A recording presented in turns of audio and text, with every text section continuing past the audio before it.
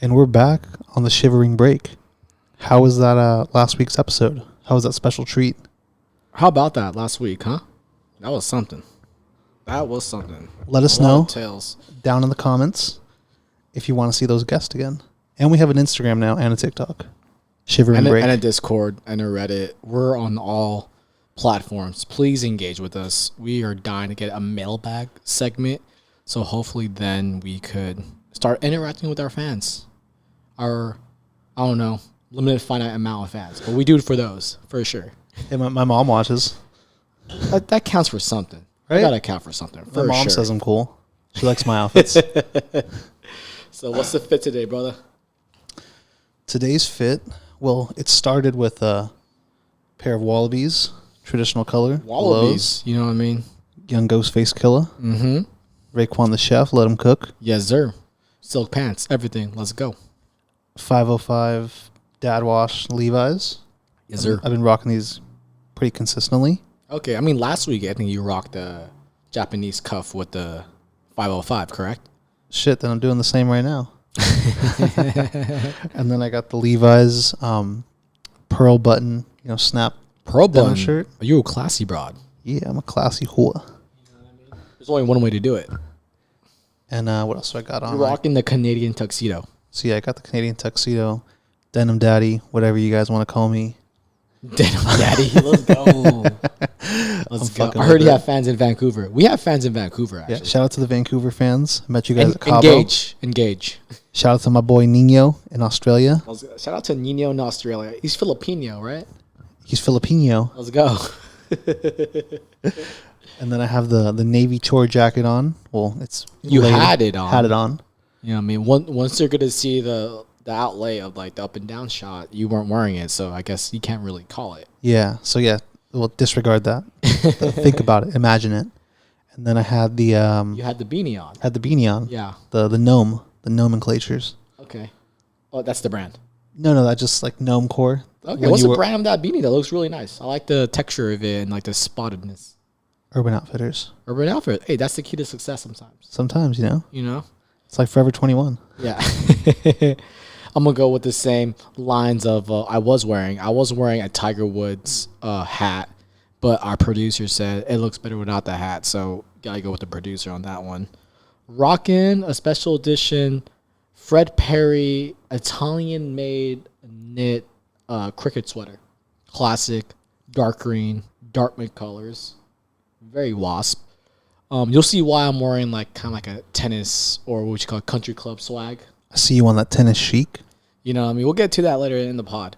Then rocking a nice Supreme Hanes tee, classic by now. LA Apparel, navy blue shorts, sweats, because you know what I mean? Motherfuckers be sweating all the time. Right above the knee. You know what I mean? Nothing short, nothing less, the right length. And rocking the navy blue Haruki Nakamura, Visbum, what would you call those? The shamans. Yeah. Shaman folk. Classic, iconic. You know what Moccasins? I mean? I remember a couple 2012, 2014, when they were just like everywhere at one point. And I was too poor to have one, but now I do have one, and I wear them almost practically every day. You know what I mean? They're a vibe. I need to cop me a pair. This is for bros. Sometimes you gotta wear $1,000 shoes every day just to feel like you're up. Just so you know you're eating good. I love that shoe. What are your opinions on the Visbum Shaman Folk? Dude, I fucking love them. Are they iconic or did they pass their moment? I want 3 pairs. I want the black, the brown, and the tan. I like them that much. Oh, okay. Suede or pebbled leather? Suede. Okay. Oh, suede. Suede. I got the suede. You know what I mean? Because you know what's up. I do want some Visbum boots. Definitely some Visbum boots. Oh, by the way, this is a pod that we support Visbum heavy. Yeah. Like, you guys remember Taylor Gang or Die? Yeah. Visbum or Die. Visbum or Die. This is why we love John Mayer. He's a Visbum fucking junkie, just like us. I mean, if we had extra more funds, I'd probably, like, if I ever get rich, like, a quarter of that's going to Visbum, honestly. Do you mind, before we get into this, telling them about the story of John Mayer and acronym in Visbum?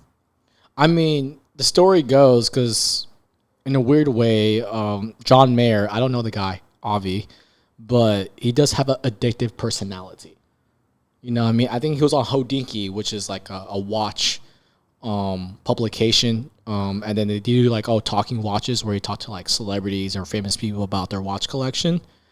And like he pointed out on his like on the table all the watches. He's like, this is all the drugs I didn't do. So that lets me know he does have an addictive personality. But it's not just watches. He's addicted to Acronym by Errolson Hugh. He's also addicted to Visvum by Haruki Nakamura.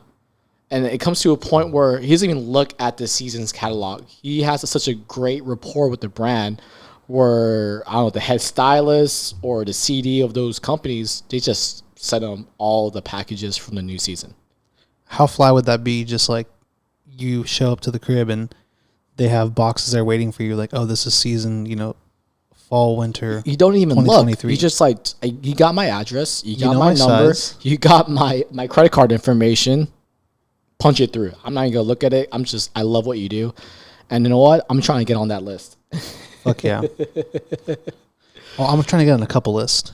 I'm also trying to get off a couple. Oh, what? Okay. The blacklist? What are you talking about here? I don't know. I'll be on whatever list you want me to be on. I'm just trying to get these views up.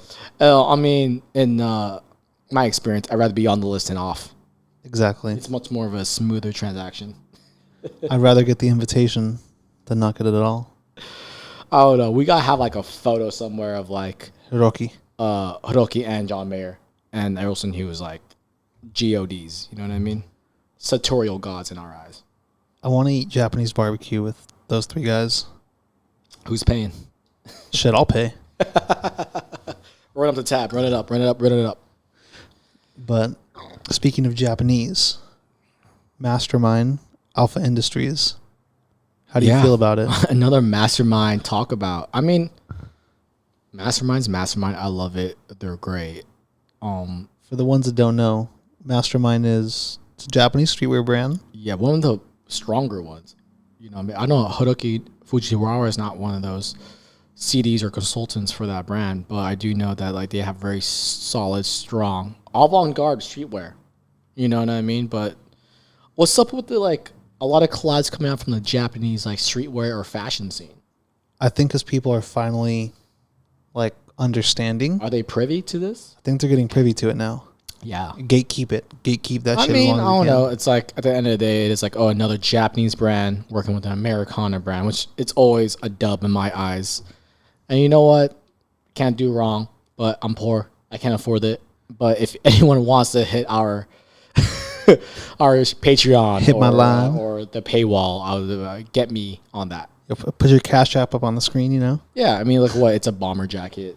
But it's reasonably priced. Like the Mastermind hoodies from their brand alone, they're probably about $1,000-$1,500. Yeah. For a fucking black hoodie with the skull and crossbones on the back. Don't tell bros that. He might die. Philistines. Philistinian. Fucking Philistines in our way from, I don't know, having fun and being fun. But the Alpha Industries Mastermind collab, the bomber jacket, $545. Not bad. So I mean, if you want to enter the Mastermind ecosystem, this is the way to do it. They also made a M65 or M85 jacket. Classic. Another Americana military-inspired outerwear. And only $100 more. Not bad. I mean, too rich for my blood, but y'all that have that good taste and money, go get it. Or if you believe in Klarna or Afterpay, go do your thing. I don't believe in it. I already got like 3-4 Klarnas up my ass, and one of them was Coachella, so talk to me after that. Yeah, the pod's going to be at Coachella. We're going to be at the Sahara tent. Speaking of like Japanese collaboration, who is a god of collabs right now? It's not who you think. Who is it? It is Junya Watanabe on my Junya Watanabe. I mean, collab god. You know, I mean, he is a a graduate of Ray Cabo Capo. He used to work at Comme des Garçons before he popped off and did his own brand. Yeah, I could see that just based off of the way his designs are. Now he graduated from his own brand to doing multiple brands. So let me list off the name of some of the collabs in this one season alone. Carhartt, Dub, Adidas, Nike, Stussy, New Balance, North Face, Oakley, Timberland, Palace, Brooks Brothers, Levi's, classic, Alpha Industries, Champion, and many more. Yeah. I mean, that's a lot on the plate, and that's like almost like 1 year, One season. 1 season. Wow. That was part of his recent What collection. prompts someone to have, I don't know, umpteenth amount of collaborations like that? Like, how do you have the mental bandwidth to handle all this stuff? Unless like it has to get repetitive at one point, right? I think like if he's putting out this collection and he was like, you know what, I'm going to do a collab. Yeah. But instead of just doing one collab, because everyone's been doing collabs, I'm going to hit up everybody for their best piece. So the Carhartt collab is a vest. It's like a tactical vest. So Carhartt, you know, they make good vests. Yeah. New Balance, he has them.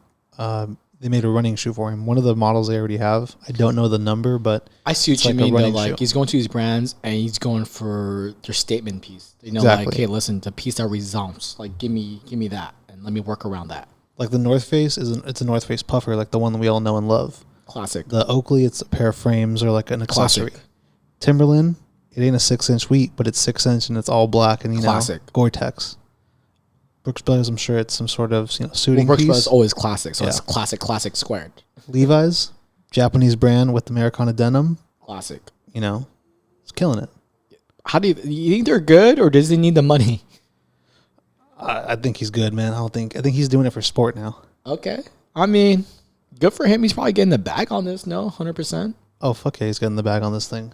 I mean, but what is it good? I don't know. It's like I have a hard time believing. I think anyone in their job they get thrown all these responsibilities for 1 quarter, and then now you're like 8xing that.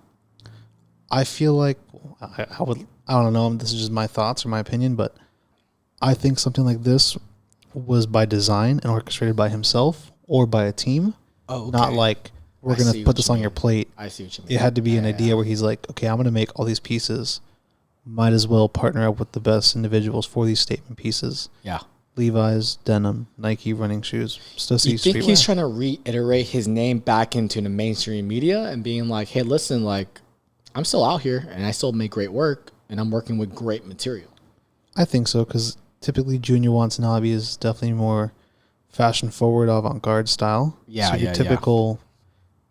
He has pieces that will speak to the casual fashion base, though, right? Like he's picking items that the casual fashion individual is like, oh, I know that. That's like an easy reference for me to pick up on. These pieces are for the Philistines. Doesn't mean they're bad. It just means these are individuals that don't want that sirloin. Exactly. I get it. They ain't ready for the Junior Watanabe, like house brand. So they want, that watered down. But it's not bad though, is what I'm saying. It's like it's fly. I was gonna say though, it's like even a bad piece from Junior is a good piece for a lot of designers. Exactly. Right. Tell Sheen that. But I think like you go to his main line of Junior Watanabe, like it is very expensive, hyper luxury items, right? Like you're gonna spend $1,000 on no logo T-shirt, what I mean, just on the craftsmanship. Shout out to Brost, but like, you know what I mean? I think this is a barrier for him to access a demographic that maybe he hasn't have access to in a while, right? So it's like, hey, like I still got good taste and it can come at a price where it's still expensive, but you can come at a price where you can enter my ecosystem and understand my design language. And you know what I mean? You still have a good time and it's still going to show wow and it's still going to hit. I think so. Listen, all I can say is in the future, you might see some of them collabs on me on the show. Oh, really? This is your calling card. Junior, come on the pod or sponsor us, whatever. I'll come out to Japan. We'll come to Japan. We don't mind. The pod needs to go to Japan 100%. Trying to be in Shibuya. Let's make a bet with the consumer right now or the audience. Like, we're going to do this pod in Shinjuku or Shibuya at one point. Shit, we might even do it in Mexico. Fuck around and find out. Exactly. But who has been hitting the mainstream right now is Tiffany & Co. Tiffany & Co., an all-American brand that been bought out by LVMH. They've been trying to make, let's be respectful, but a resurgence? A resurgence in the zeitgeist? I know like one of Arnold's kids now is in charge of like, the accounting and the business part, but a lot of movement going on in Tiffany & Co. Let's speak on that. They definitely they're pulling aces. I'd like to say they're calling their biggest players, their heaviest hitters, and giving them Tiffany jewelry to wear out in public and pretty much market it. Jay-Z, Beyonce. When I was in fucking Paris, right next to the Louvre, there was a massive poster of them, or not poster, but like a billboard of both of them in like evening wear, tuxedo dress, and just high end, fine Tiffany jewelry. Yeah. Recently, Pharrell for the past year has been wearing Tiffany. I would say glasses, but they're not glasses. They're called watchers. And they have pearls around them, and it's like a very cat eye frame. No, I mean, for me, what sticks out the most is the Hailey Bieber collaboration, or she's an ambassador, or was an ambassador. Yes, to me, it was a clear sign like we need to get the youth back in to the fold. They've been leaning on people like that: Hailey Bieber, Pharrell, Jay-Z, Beyonce. But what is happening though? Like what? Okay, you paid the bag on the marketing budget. What is the ROI though? ROI is return on investment for you folks. I don't know. Honestly, I don't like the Tiffany Air Force One dunks. Shit's fucking whack. Quote me. I mean, beyond that, like they spent all this money. Now they're leaning into the Nike collaboration, which everyone seems to talk about. I think the shoe is atrocious. Like, yeah, it's an Air Force One, by the way, for the audience. It's a black shoe with a all black suede shoe with the swoosh being in that Tiffany aquamarine color, turquoise color, and there's like a little metal clasp in the back near the Nike logo in the back heel part, and it's kind of hidden. If you know type of shit. I know like you're trying to dig into that, but I really didn't like it, and I really think they didn't hit the mark. I really did it on a bad shoe. I mean, you don't like it either, right? I'm not a fan of it. Fuck that shoe. Why? It looks whack, bro. It looks fucking cheap. Like, that is not what Tiffany stands for. It looks cheap. It looks like something that a shoe surgeon can do. And trust me, I like the shoe surgeon. Like, he's cut out a little niche for himself on the custom market, but it's just so weak. I think they could have done more. And, personally, I think what would have been good? Nicky Diamonds. Exactly. This is what I was talking about earlier when I was doing the show notes and whatnot. It's like, if y'all don't know right now, back in the day, when I was still in the sneaker game heavy, when I was in that life, Nicky Diamonds made a Nike SB called the Tiffany's, and it had the low cut Nike SB shoe, and it was paneled where it was like the off panels was like black but almost like crocodile print, and then like the main panel was like that Tiffany aquamarine turquoise color, and the swoosh was like a reflective like silver leaf swoosh with black laces.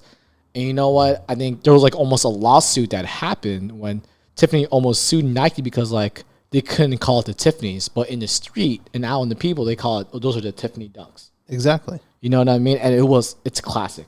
You go right now to StockX, you're gonna pay like almost $4,000 to $5,000 for those shoes because those are iconic shoes. Just fucking Google Tiffany dunks. Tiffany. It's almost like even layman people not in the fashion or the sneaker world, like Tiffany dunks is like, oh, like that's a grail shoe. Yeah, those are rare. That's hard to get. But this one, I think it's going to be all the people who aren't, we sound older like hipsters, who aren't true to the culture, to the game, who are going to be like, oh my God, I want Tiffany Air Force Ones. Yeah. And I don't know. I sound like that fucking guy. Not like everything was better back in the day, but I feel like the people wearing Tiffany. To me, like, at the end of the day, like, I'm a narrative guy. I'm a story guy. Like, how cool would it have been to involve Nicky Diamonds, him getting almost sued by the company and had to be like, Mom, I can't call it Tiffany's, but everyone knows the inspiration for the shoe, then use the same dunk or Nike SB dunk like format, and that's like a hot shoe right now. I don't like the Nike dunks right now, but like that's a shoe that people are accustomed to right now. And like have that story come full circle, be like everything's all kosher. I get the reference. I get like that shoe added on to the lore of Tiffany. You know what I mean? It's like that's earned media that they didn't have to pay for. I think Nike's great at storytelling. Yeah, they really are, but they really missed the mark on this one. Fuck yeah. Because like think of the band Jordans. Yeah. How did they market that? How did they sell You those? couldn't even see it. Exactly. Right? Like you had the commercial. It was blocked out in black. Like you couldn't see the shoe because like the NBA was fucking around. So You know what I mean? Like because they didn't want black soles on their fucking lights and camera. So in conclusion, Tiffany Dunk or Tiffany Air Force One. They missed the mark. They missed the mark in storytelling. They missed the mark in retelling. They missed the mark in just aesthetically. And then they fucked it up. You know what I mean? Like that full circle moment, it would appease the layman. It would appease the sneakerheads. It would appease the diehard fashionistas. And I'm not a big fan of it. But I do know that Tiffany & Co. is making a big push. And I see a lot of women, maybe males too, rocking the bracelets and the necklace. You think, like, what is up with Tiffany right now? Like, they're pushing it. No pun intended, but are we returning to Tiffany's? Do you understand? Are we having that? breakfast there? Returning to have breakfast? Yeah. The reason I say is a lot of their pieces or charms originally had the logo of like a dog tag or a heart, and it said "Return to Tiffany's, 5th Avenue." You know, the address on there. Yeah. I mean, like, but we all know girls, moms, that back in the day, that necklace and bracelet meant something. That whole Y2K thing. I think it goes along with the whole Y2K movement. getting a little blue box. Yes, sir. And like, is it making a comeback? And you collect those charms, and then know what else is going on? That's I just forgot to write down, but it's the Fendi collab is going on right now too. So they have the Nike collaboration. You got the Fendi collaboration with the baguette bag, and I saw the baguette bag. Well, a satin baguette bag, and it's like extra large. It's bigger. It's disgusting. It looks cheap. It looks tacky. It looks like Y2K, and that's what I think that whole era is about. Cheap tackiness that I'm not a fan of. Listen, all they're missing is Juicy Couture sweatpants and a Von Dutch trucker hat. Have you seen the Fendi? I haven't seen the Fendi. Is it Tiffany? Yeah, Tiffany and Fendi have a collaboration. I haven't seen their collab. I'm very familiar with the baguette bag. Yeah. Don't fuck iconic. Don't fuck up a good thing. Yeah. And just leave it be. Dude, bro. Like the baguette bag, you know how it's supposed to be a little slouchy. That's like the look. Mm-hmm. It's medium to petite size clasp that you could customize. Slouchy, right? Iconic. I'm with it. But now, like the new Fendi and Tiffany collab, it's a baguette bag, extra large, structured, stiff, satin aquamarine bag.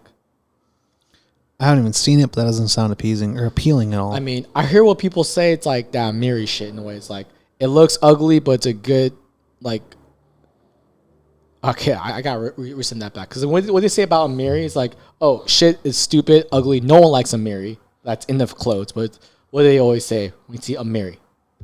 Sales. Yeah. At least he's rich. Yeah, that's like in the fashionista world when they don't like you, but like they have to work with you because like you're good business. He's like, oh, his sales are good though. At least they made Amiri a lot of would money. be like, oh, beautiful. No, they never say that about Mike Amiri. They always go, his sales are good. What, he net like 300 million last year. That's great, but his product is shit. He had a great quarter. It's fucking derivative, right? And this is what's going on with the whole Tiffany and Fendi. It's fucking derivative. They're probably gonna sell a shitload, honestly, because we live in this hype culture, and it's like, okay, we're looking at bags now as if they're better than gold on return because of fucking Birkin. Speaking of bags, Right? So I don't know. You think Tiffany is too many collabs? Are they trying too hard right now?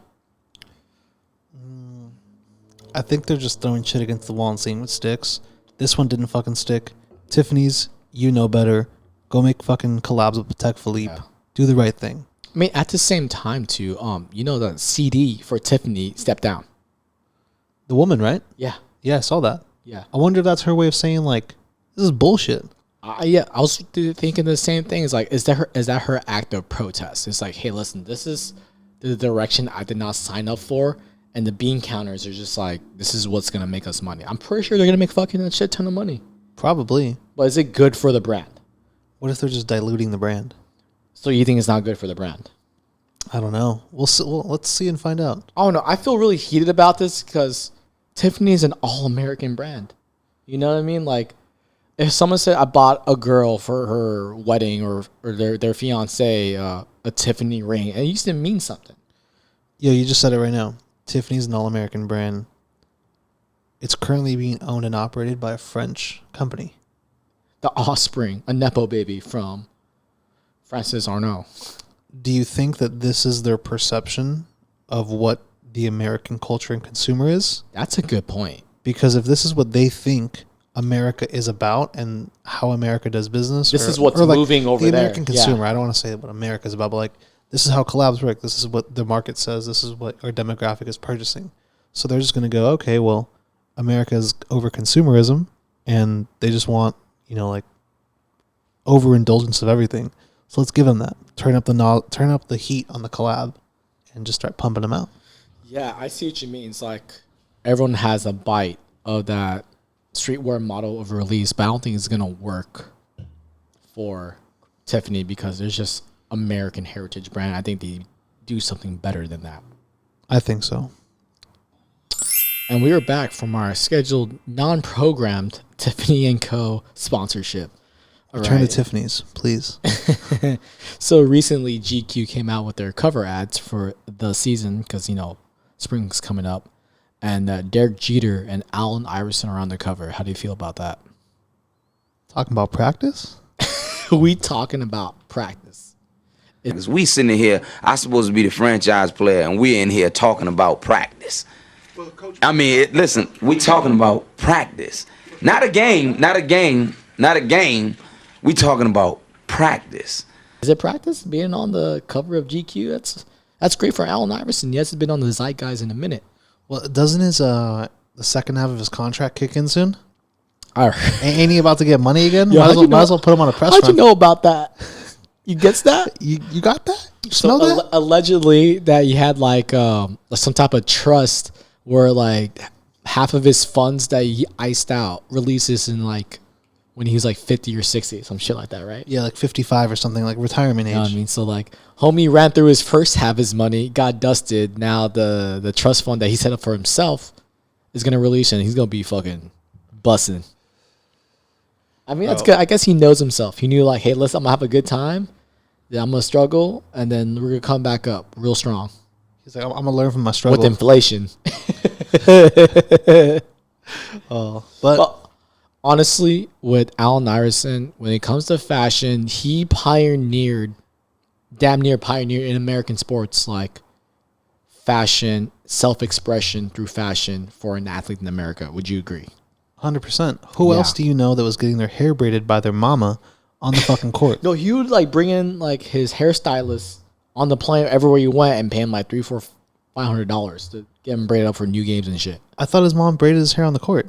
Did it? I don't know. The famous picture of him getting his hair braided on the court. There's famous photos of him, just iconic. And these are photos. I don't know if Joseph Mannion did his photos. I think one year we went to Complex Con. Remember that? And they were selling his photos, and they were really beautiful photos of like black and white photos of Allen Iverson, just key moments in his life.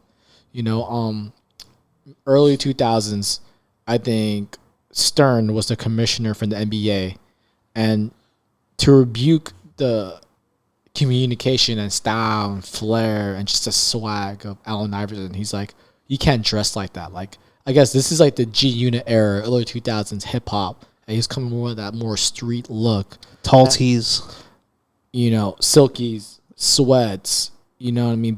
Not button downs, but the button down sweat. You know what I mean? With the athletic shoes, and he looked like a G. Yeah. Like, I mean, as a kid, I saw that. It's like I just love the fuck you attitude. You know what I mean? It's like I do hip hop, I play ball, and it's the way he played. Don't forget about the ice.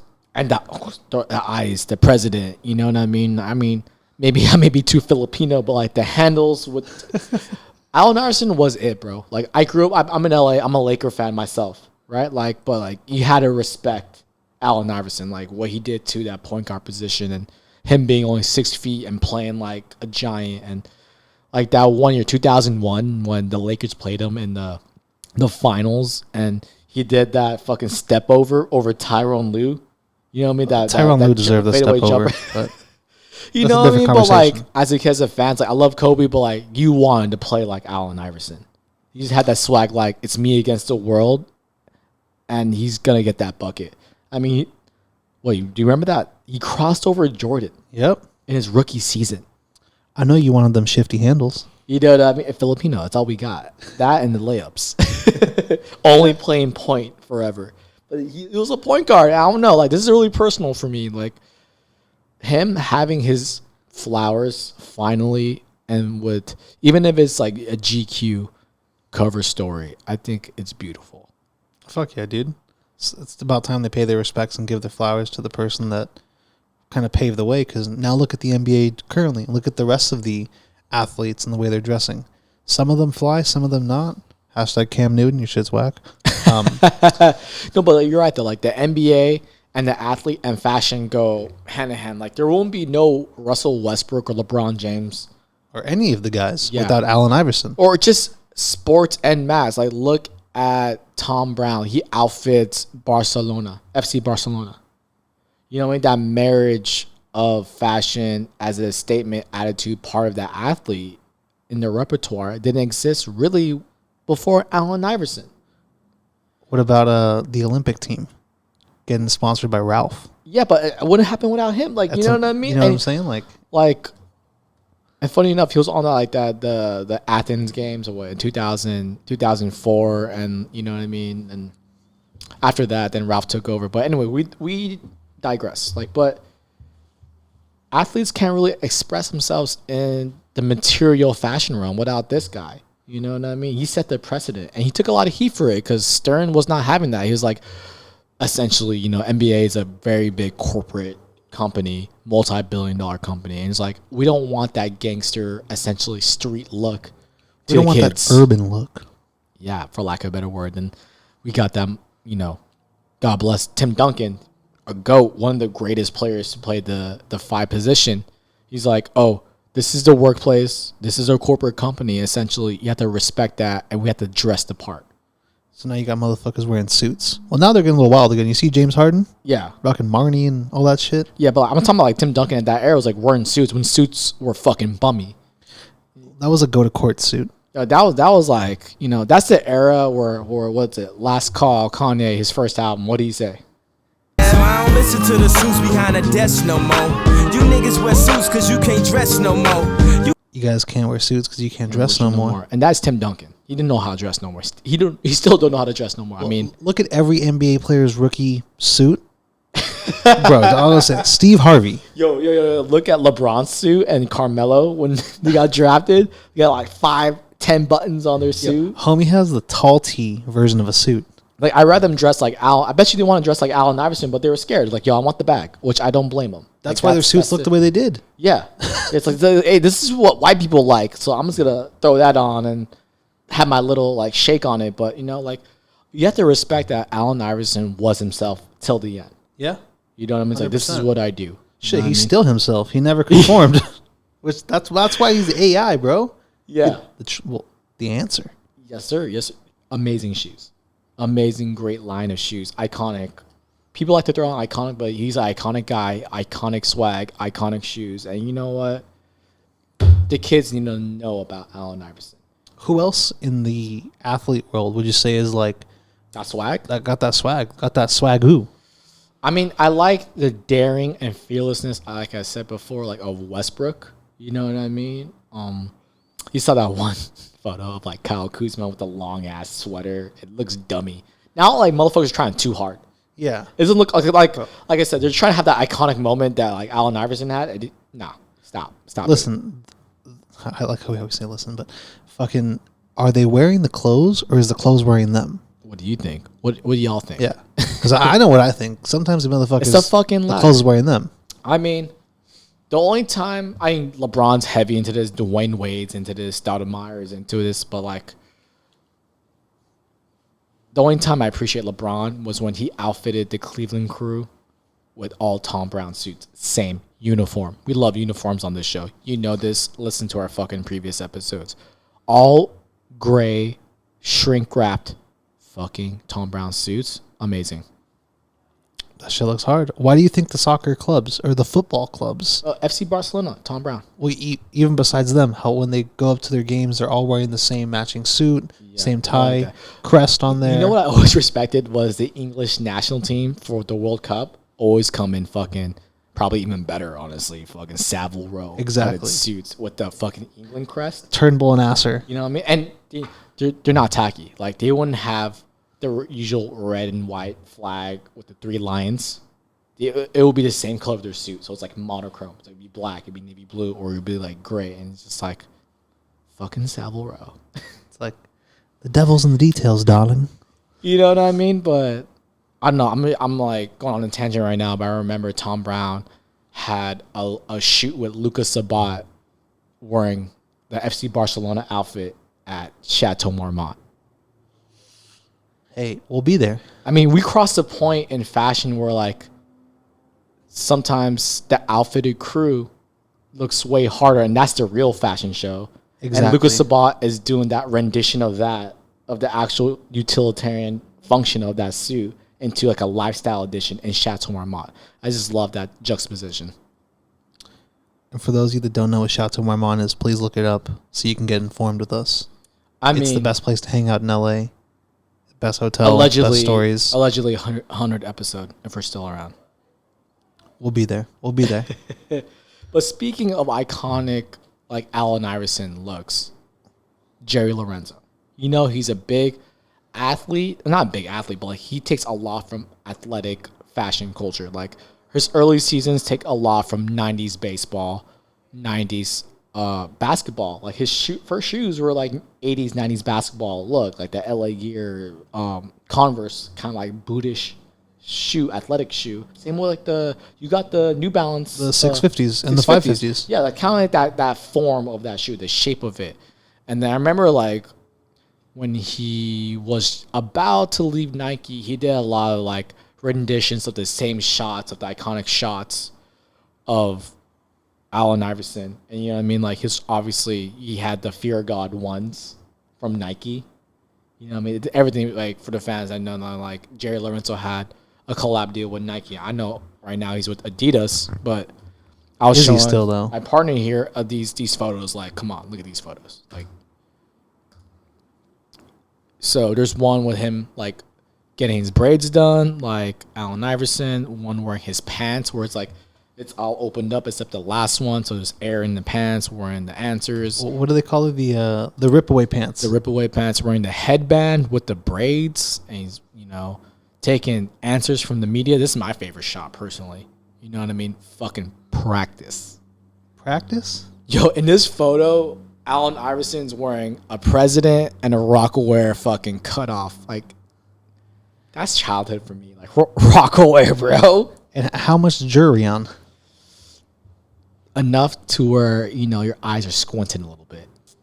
When the light hits that diamond, it's like, damn. You know what I mean? But obviously, Allen Iverson was with Reebok, and at the moment, Jerry Lorenzo was with Nike. And he did these photos. It paid homage. And I loved it as a fan. I knew what he was doing. But seeing, like, it didn't really attack the zeitgeist.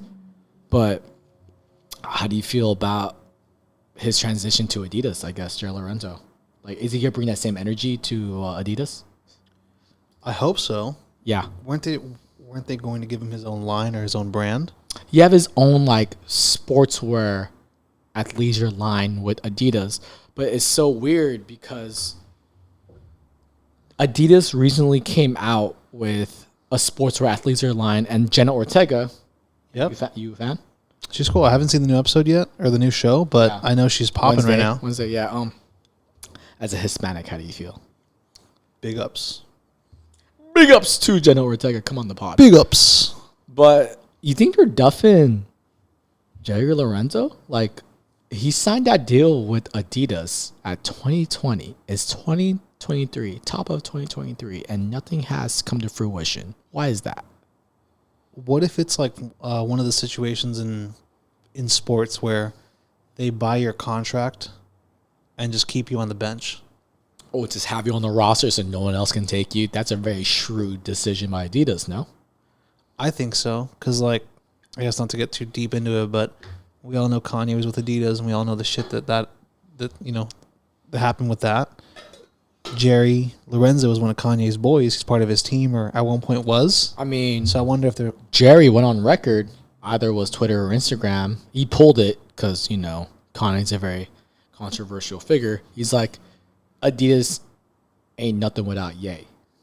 And he need to come back. You think they're reprimanding for that? I think so. Because if they paid him out, you got to follow the rules of the contract until this is done. So in between, in the meantime, you got to play ball.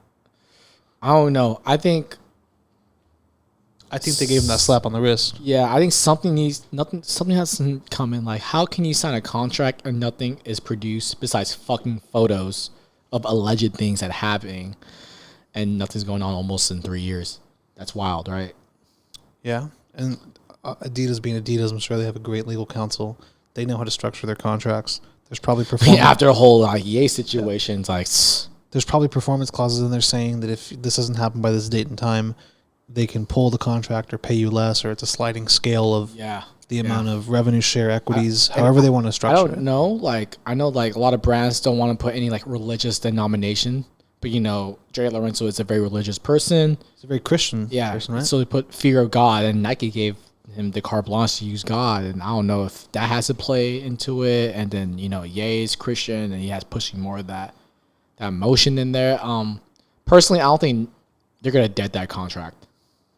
It's just 3 years, and you're just sitting on money that nothing has been produced, no ROI going on. I don't know. I think it's just they're letting the contract ride out so they can go on to bigger and better things. I think they're freezing him up essentially, and like after that, it's like, I mean, at that point, why not dump his ass then? If you're Adidas, why keep Jerry Lorenzo on the payroll? Right?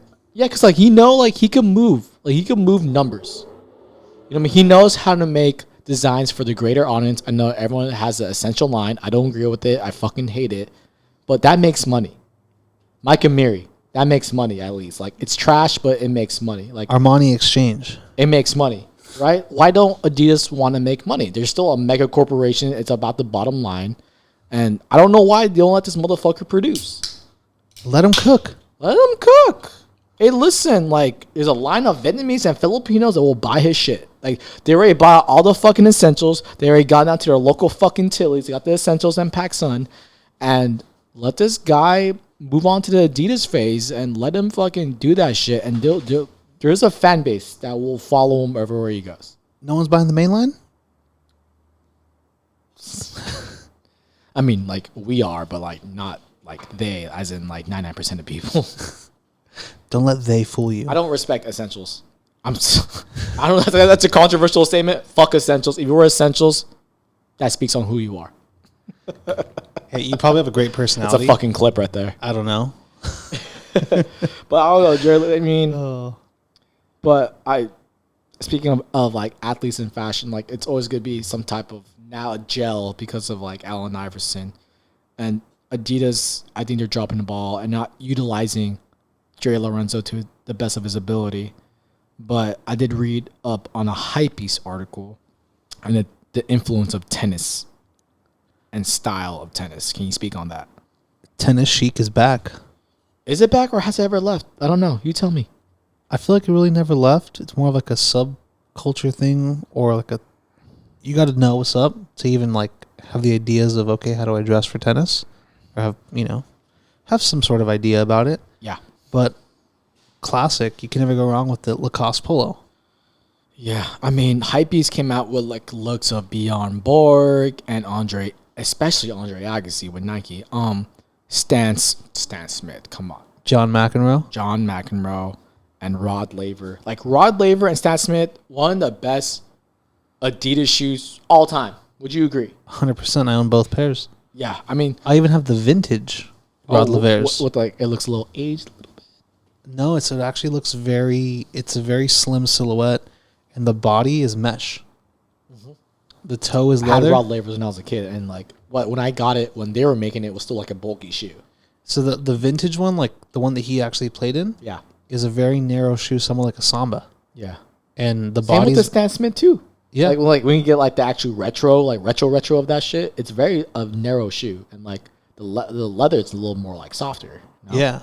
So I have the vintage pair, and then I have a regular pair of the Rod Lavers. Oh, you a fan? So I got both, And then I have a couple Stan Smiths. My favorite is the not Human Made. I think Human Made. Yeah. Stan Smith collab. It has a heart on the side. Yeah. And it says like dry alls or something. I don't know. But they're pretty fucking sick. Yeah, so this whole proliferation of going on, like tennis attire going on to more casual wear. I mean, I think it's been going on because you had the Fred Perry. This one makes sense. The Fred Perry cricket. We forgot to sweater. mention Fred Perry. He played tennis as well. Exactly. Lacoste. You know what I mean? René Lacoste. And then Nike came in with more like the neon, the new type of athlete with Andre Agassi and that fake ass fucking The hair? the hair. You know what I mean? They did well with Rafa and what's his face? Nadal. Yeah, Nadal. Yeah, you know what I mean? And Roger Federer with the famous logo, beautiful logo, the RF. You know what I mean? You know, you had to get that back from Nike after you signed that Uniqlo deal. You have to, man. It's an iconic logo. But like, I think that new show on Netflix, Breaking Point, it's a basically kind of like F1 series, but for Breaking Point, not to like plug in that show, but people are obsessed with process and people are obsessed with athletes following those processes. So that's what makes them great and seeing them discipline the routines. And part of that routine is your outfit. Exactly. You know what I mean? And I don't know. It's because tennis follows a line of traditional and technical modern. Like, speak on the Wimbledon tradition. The Wimbledon traditions are one, you got to wear all white. You can't wear sleeveless, something preferably with the collar. Which, Wimbledon, I want to go to Wimbledon. Sponsor this pod. I'm fucking ready. I want to go to Wimbledon. It's like the Kentucky Derby of England. I want the Wimbledon rollie. What's that, bro? I don't know what that is. So Teach this Philistine. The winners of Wimbledon get a Rolex, and I believe it's a Datejust. The numbers have Wimbledon green outlining the Roman That numerals. shit's sexy. Like this? Like Dartmouth green? Yep. Okay, get the fuck out of here. And Am I Wimbledon ready? you're Wimbledon ready right now, Am I bro. Wimbledon ready? You know? You got the right fit on. You just need the white shorts Let me get some retro Stan Smith. Let's go. or some Rod Lavers. No, I'm such a bougie motherfucker. I'm gonna get the Stan Smiths from Raf. Please don't touch my Raf. Sir. Oh man, but yeah, so that's the watch they get when they win. Yeah. And you can purchase it now as well, but it comes with the Jubilee band, so it's a little sport, so you can sport sir. that shit. Hashtag Prada Sport. Was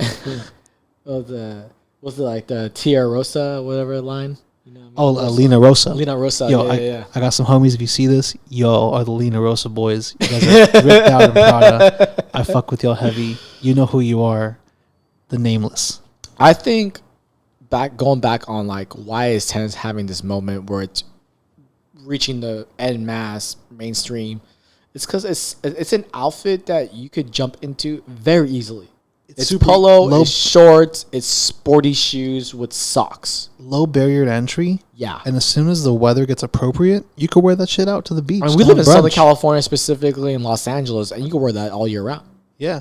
You know what I mean? 100%, man. Like, there's nothing sexier than being like in a tennis bracelet and a tennis necklace and wearing tennis gear going in your, you know, whatever luxury truck you're wearing at that moment. You know? Like, that's a LA team. In a Defender. I know. I just like, yeah, like in an upscale LA lifestyle, you go to a country club like Beverly Hills Tennis Club. You wear your tennis bracelet. By the way, that's like a all link fucking square cut diamond necklace or bracelet that's unbreakable. You come with some shit like this. That shit's sexy. I don't know about y'all. So is the tennis bracelet? Is it Van Cleef's? Is it Cartier? Harry Winston? Bulgari. You know what I mean? But Say no more. Tiffany. Tiffany? But, you know, like, there is something, obviously, tennis is a country club sport. And you know what? It's aspirational. Do Nepo babies play tennis? Just for the fucking gram, baby. I mean, I went to the we went to the St. Pablo tour. And what was on one of the merch? It was Kimberly Kardashian playing tennis. She don't play tennis, but you know what? There's something sexy about tennis. Like, it's so dynamic, and you can wear these like tight, skimpy clothes if you're a girl or even a guy, and it's just like it exudes wealth and youth. Anna Kournikova, Maria Sharapova. You know what I mean? Anna Kournikova was terrible at tennis, but great at other things. Didn't Enrique Iglesias date that? I mean, you Hispanic, you know the chapters of that relationship. Yeah, he's a lover, you know? You know he's part Filipino. That's your boy. Is he shifty? We're both involved in that. Does he like AI as well? Probably. Shit. Is he a Kobe fan? Tonight I'm you. But I don't know. Like, I'm tennis is great. I think you could pull a lot of cool references from tennis. Fuck yeah. I love the tennis sweater you have on. I have one know as what I well. mean? I stained it. What do we say is like, I love working out in a polo. You know what I do want to work out in, though? What? Shout out, fuck Peserico. Shout out, Brunello Succiolini. Cashmere sweatsuit when I work out. You feel me? You smell me? That is wealth. For the audience out there, I'm going to paint him a picture. Brunello Succinelli said, I only work out in my own cashmere Italian merino sweats. Exactly. And if you know anything about Brunello Succinelli, those are like $1,000 sweats. $1,000 like cashmere. So typically you wear a pair of pants and you wear a sweatshirt. 1,000 on the legs, 1,000 on the wrist. You do the math. You do the math. Shit. But because he says like, yo, high quality merino sweats doesn't make you hot. It exudes sweat. I'm like, I never experienced that, but I'm all in. He also said that like cheap shit makes him itch. So Yeah. like, I don't want to itch. Make it soft. Yeah. Don't tell out the broast. Hey, bros, we're going to buy you a pair of $1,000 He's like, that's not sweats. efficient. That's not efficient. You just wear a t-shirt and shorts. I'm like, but he's Italian. So how does he feel about that? Real talk, since we're on a fashion podcast, I do want to get the Kirkland. What food called you right now? No, not him. Someone else. Oh, shit. Yeah, the OG. I got LASIK too. I fucked up. Y3, rip off the cuffs. Oh, yeah. Dude, my pops is notorious for that. Buy sweats and cuts them. But the Kirkland hoodie. Yeah. You know Kirkland made a hoodie with the logo on there? What? Trying to buy that. What? Gray one, black one, just to wear it, you know? Gets that? Yeah, but you know, hard cut. Hello, and we are back from the extended Adidas collab. That Patek Philippe sponsor. That's Sirloin. Yo, where are we going tonight? I think we're going to Lubbish tonight, Bar Lubbish. Lubbish. We got a friend that recently just got broken up with, and she needs to find some demons to haunt. We're about to find her a new man You know, like tonight. some people, when they get broken up with, they let the demons haunt them. It's like, no, she wants to haunt the demons. She's going to take souls. There's nothing better than female toxicity. I'm all in on that. We relish in it. I love it. I want female toxicity to come on our pod and speak on it. Listen, You know all that? you toxic females that live for yourself and live that best life, hit us up. Not like that. This is our calling card. And we're going to get you on this podcast and give you a platform. You talk, I We ain't listen. shit. You guys are the ones. You know what I mean? Hey, you saw the last pod. Y'all like that. I know y'all did. We want more. So, But we're back on that Adidas collab. Speaking on the Stan Smiths, everyone knows that's an iconic shoe. I mean, back in the day, if you couldn't afford the CPs, Common Projects, the low Achilles, everyone's rocking the Stan Smiths. exactly. You know what I mean? And I know what I think is going to be the new Stan Smith, What? the low Jordan 2s. I feel you on those. I've been seeing a lot of them, and I've been seeing collabs. A lot of Union, Virgil? Virgil, and now they have another collab with the pink one that's coming out for like Valentine's. And whatnot, Who's Gingham. the partner on that? I don't know. I know it's for Valentine. I know we're doing a really bad job on that. I think I could look it up right now as we as we speak. But what do you think makes the Air Jordan 2 lows? By the way, historically was a shoe that no one liked. That shoe almost dropped Jordan away from Nike. By the way, after the Jordan 2s, he went back to Nike and said, "You don't make me a fucking better shoe. I'm out." And who did they hire? Fucking Tinker Hatfield. And after that, it was the Jordan 3, and y'all know that's the rest is history.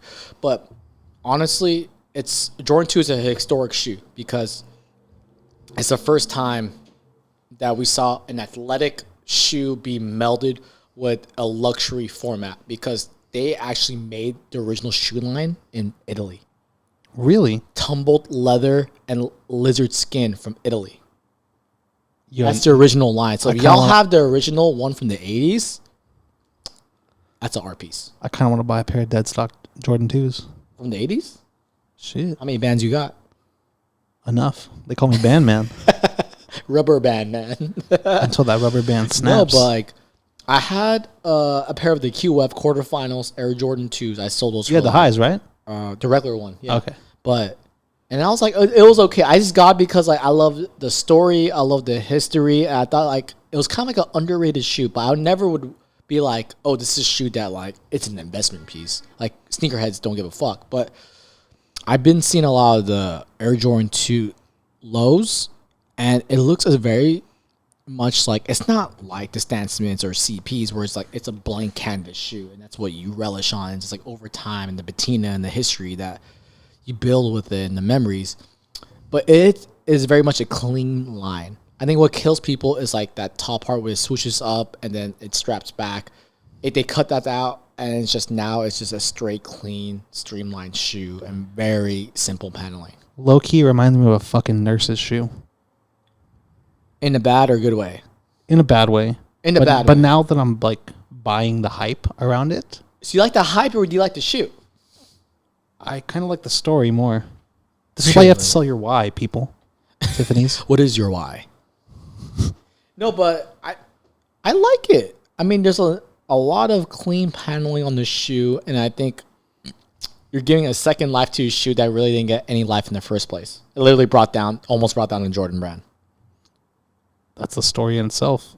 Like I feel like the more I look at it and take it in, I start to agree with it more. I think but they it's look not great like in off shorts. the cuff. They look great on jeans, especially as stacks. Like they won't look great with skinny jeans, but skinny jeans are fucking dead. That's our first fucking episode. Tune into that. But they look great on like straight leg jeans, and they stack well. I mean, I really think it could be. Throw on a pair of South Pole jeans. I feel like you're not on this vision right now. I'm gonna pull them up on my screen so I can get some reference. Look at the Stan Smith slows right now. Hey, everyone, you have a phone, you have a laptop. Look at look up the Stan Smith and compare it to the Jordan 2 lows. And I think like it could be the new Stan Smith. But I think what Nike is trying to do is get all their big hitters and big wigs to get on the Jordan 2, re-up on that, put the fucking whip on it, and then now they're going to come with the general release after and sell like regular colored shoes, and that's going to replace the hype behind like whatever Panda Dunk. You know what I mean? Like it's a simple paneled shoe that you can replace colors on, like Nike ID-ish. And I think Nike is going down the right road and making this shoe a more streamlined silhouette, casual line shoe. You know what? The low is better than the high, in my opinion. 100%. I agree on that. I'm on that. But as far as like the low, could you wear it? I could rock it. I could pull it off. Yeah, like right. Like it's a pretty like. It kind of reminds me of the Puma. Okay. The new shoe they have out. How so? Just same silhouette. Got the suede on there, the lining, the colorway. I can't think of the Puma model. Like that would look great with jeans. With some khakis on, with some jeans. Cropped. Yeah. Look great with cropped and obviously with shorts. It looks great. Cargo pants. So, I'm listen, coming more around. You're hearing this first on the Shivering Break pod. If the Jordan 2 lows pop off and become a thing, damn it, you heard it here first. And if you don't know, now you know. You think it got legs? That's all I want to know. You got legs? Because like I think so. I always say this. Are you you put it on the right people, it'll run. Well, that's why we have a big collabs with the Union and like the Off-Whites. It's like I think Martine. I don't know if Martine Rose did one, but like no, I think she did the Shocks. But like another famous black designer did their riff on it, and it looked good. It looked real good, and a lot of people are taking their takes on it. I think. You know when it'll have that seal. Not that they give it a seal of approval, but it'll hit that mark. Unless like, hey, I fuck with this. I'm a person of taste. When Henderski makes their own leather version of the 2. It's official. It's official. Can you see Allen Iverson wearing this? I could. Yo, Henderski with the 2s? Let's go. Getting his hair braided? No, I think that's gonna be a shoe of 2023. I said it. I could see that. Yeah. You know what? You heard it first. My guy right here. Are you co-signing? You have to co-sign that. I could be on this railroad by myself. I'm co-signing it because... Is it a season or is it a year thing for you? I think it'll be a year thing for me because it'll take a while for the masses to jump on it. But like the Dunks, like the 550s and everything else, they fucking fucked up. Right on, yeah. But New Balance is killing it. Yo, Shohei Ohtani, New Balance athlete now. Really? Yeah. Okay, I didn't even know that. I think he's wearing like that 570s. I just really focus on like the lifestyle and the skate portion of it. Which I love it though because like Japanese people in New Balance, they love that shit. Yeah, well, I'm looking at the Air Jordan 2 low cherry wood right now, specific colorway, and I said the word skate in my head, and I see a skate shoe now. I could see. Yeah, what makes you see a skate shoe though? Like I don't see it. How do you see it? So, well, the viewers aren't looking at this, but I guess we can overlay it. Yeah. In editing, the puffiness right here, the thickness of the body of it, and the roundness of the toe. It could take the trauma. It could take landing. Yeah, it could take the trauma of landing, and it could also take the beating of the grip tape. So it has a durability? I think it has a durability the grip tape factor. essentially is like sandpaper. Yeah, it's just hard sandpaper that's going to fuck up your shoes. Yeah. Which is why a lot of the skaters actually wear Jordan Adidas, 1s back in the day. Jordan 1s, so leather sneakers because they grip nicely to the grip tape. Or the half cabs. Or suede shoes, which is a half cab, or an Adidas Gazelle. Yeah. And New Balance nowadays too. A lot of New Balances as well. Yeah. Specifically, there's New Balances that have they have their own skate line, so they target those. But yeah, I mean, okay, I knowing you, the audience doesn't know, but you have a big skating background. You've been skating for majority of your life, and I don't know. This is a question that gets a lot of skaters like fucked up.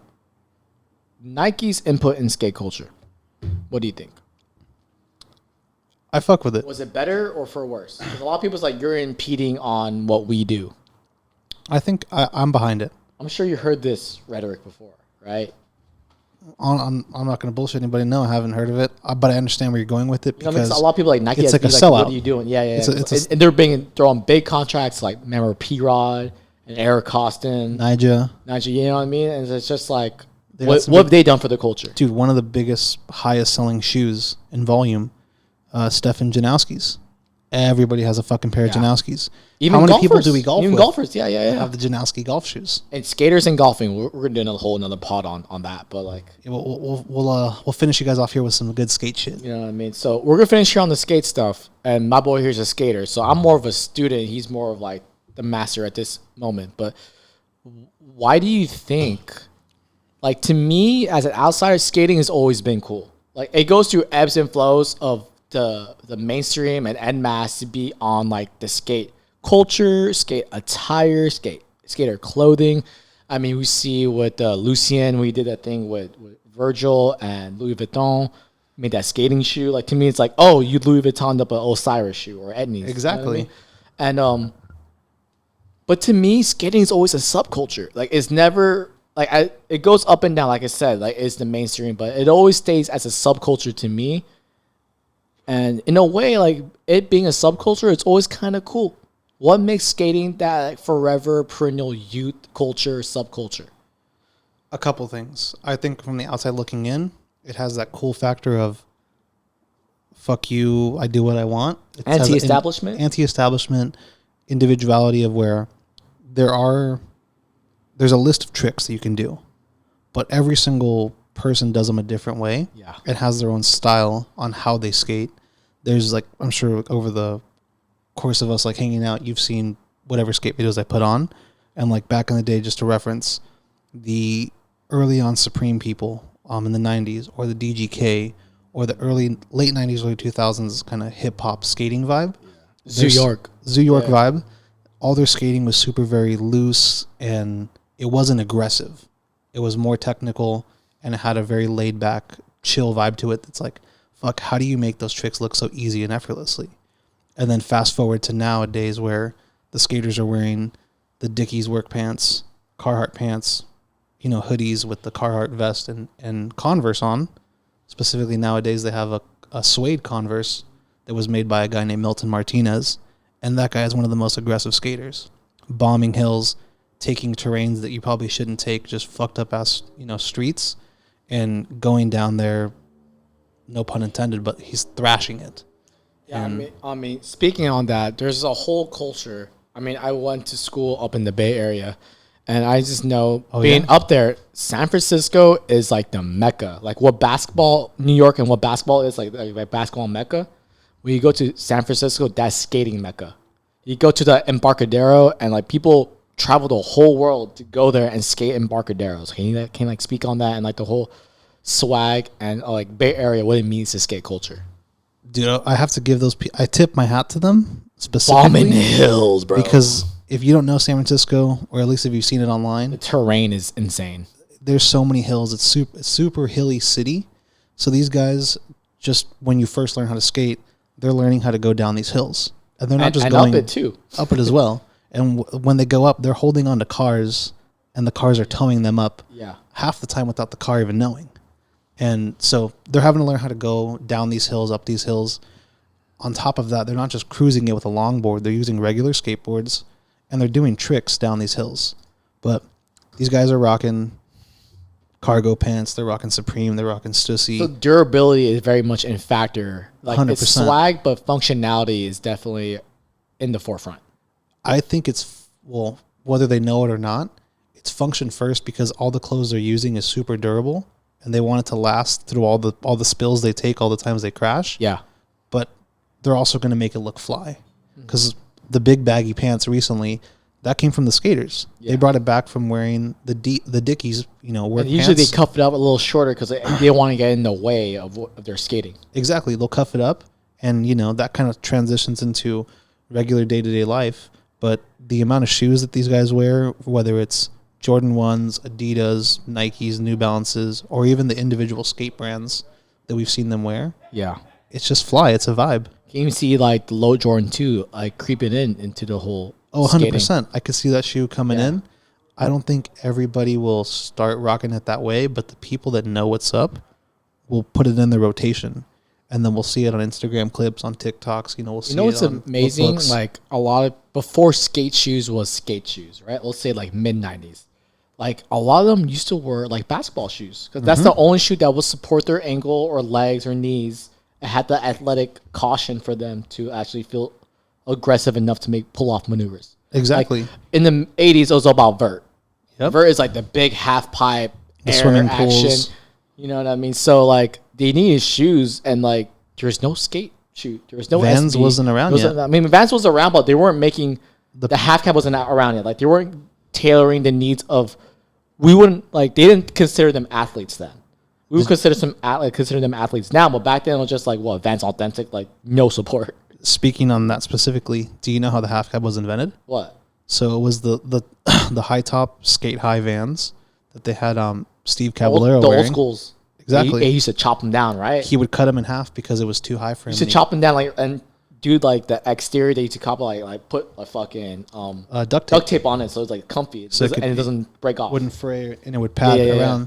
Eventually they were like, you know what, we should probably make you a model like this. He got sponsored. He was like, yo, like this is my thing. Like, why don't you make a fucking shoe out of it? Because when it comes to artists and the label, they know what's up. That's a whole thing. You know what I mean? And he picked suede for the first material. Why do you think?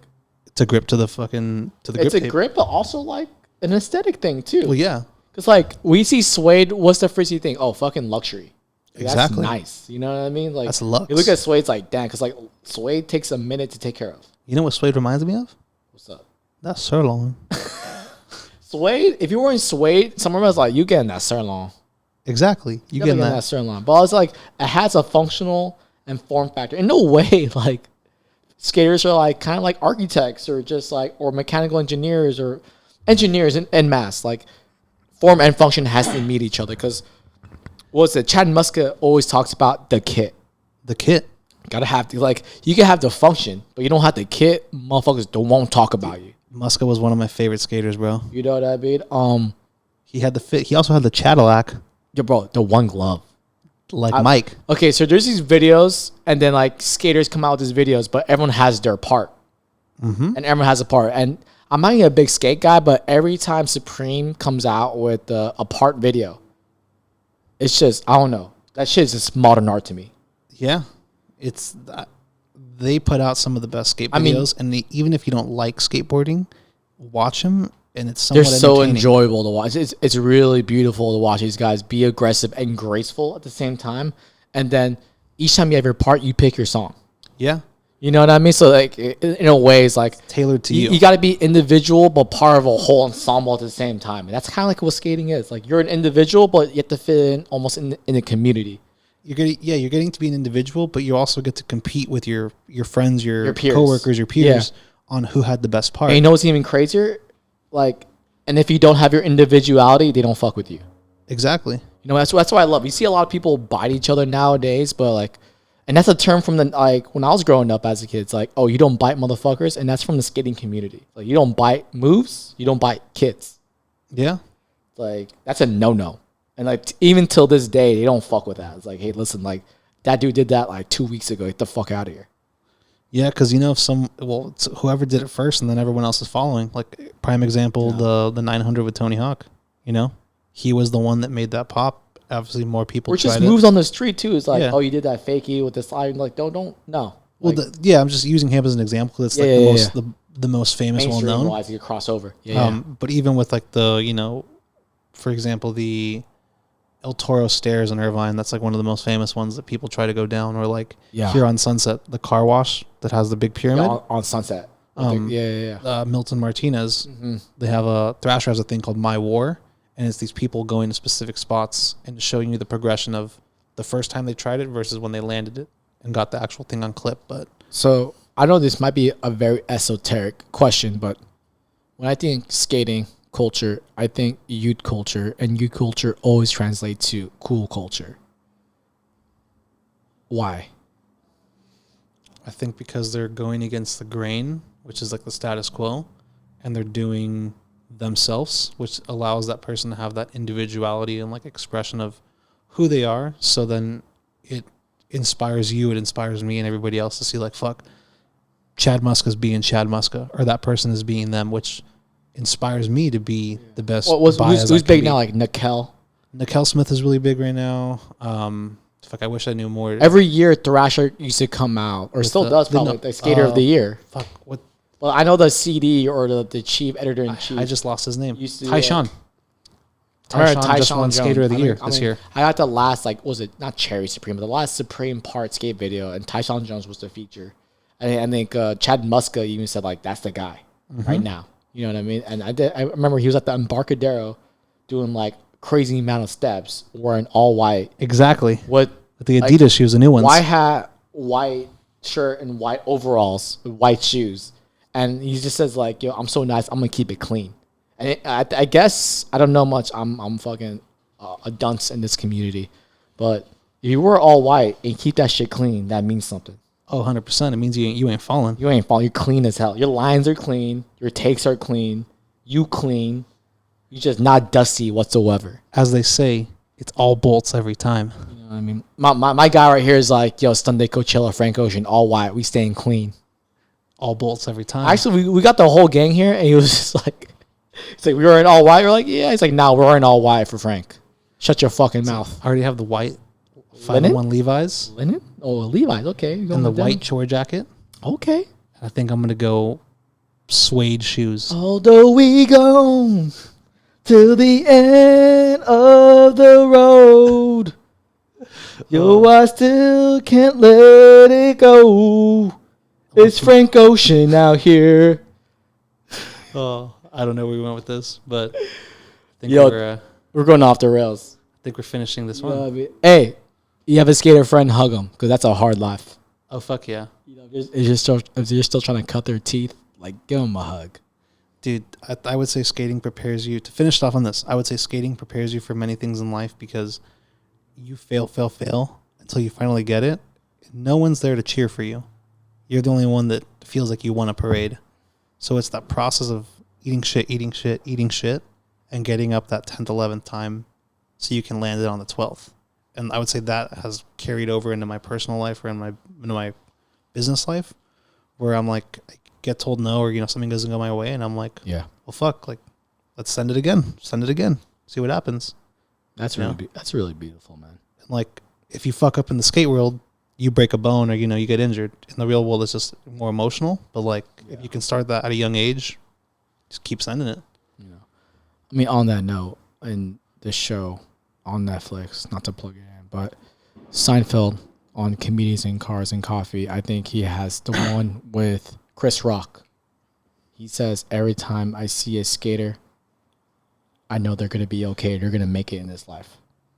I agree. It's just like a comedian's like, you try that joke. You know what? When it lands, it's like Nirvana. Mm-hmm. So I think we'll end the show on that note. Like, you know what? Keep going for it. Youth only dies when you let it. Exactly. I always butcher this saying, but I fucking love it. You didn't get old because you stopped skating. You stopped skating because you got old. Or I've said it backwards, but you get what I'm trying to say. I mean, on that note, Shivering Break, episode 7. Thank you for following us. Peace. We'll see you at Chateau.